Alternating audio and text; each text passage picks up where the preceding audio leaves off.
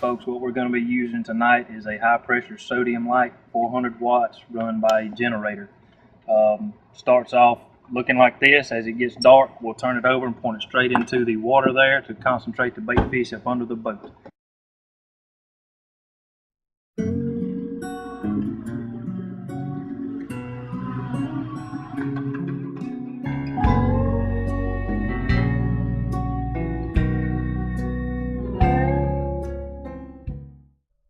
We'll be fishing tonight in about 142 feet of water, just about 100 feet over the tops of some trees.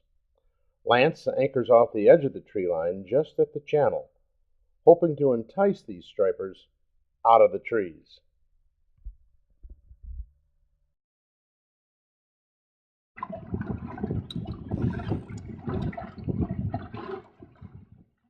We'll be fishing tonight using 20-pound monofilament line on a line counter reel. We have a 2-ounce sliding or egg sinker attached, and from there a 5 to 6 foot length of 15-pound fluorocarbon leader, and that's attached to a number 2 circle or octopus hook.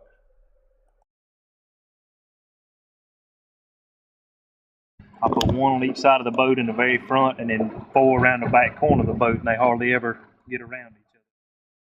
We'll be putting blueback herring in a 30-gallon insulated tank using a cap full of bait saver, 4 cups of non-iodized salt, and if you're going to cool your tank down, just use 1 ice handful at a time.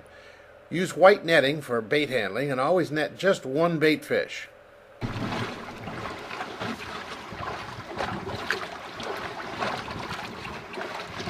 Now you're in about 140 feet of water.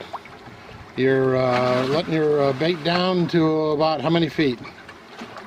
50, 60, and 70 feet is where I'm going to set my rods to start with.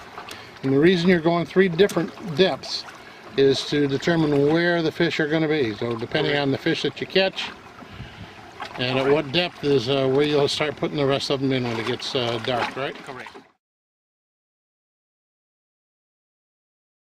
Right now what I'm doing is cutting up some herring for chum to try to bring more stripers into the location where we're sitting at. Cut them up small pieces as you can, more the better. Frozen herring will work if you keep what you had from your last trip, put them in a Ziploc bag, put them in the freezer, cut them up this time, or you can take fresh or a combination of both. To me personally, it really doesn't seem to matter what you use as long as it's blueback herring.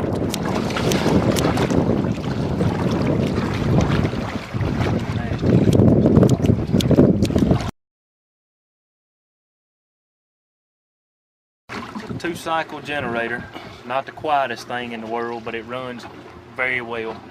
1,000 watts, pushes 400 watt light bulb, and a full tank of gas will give you about 5.5 hours run time for 1 light.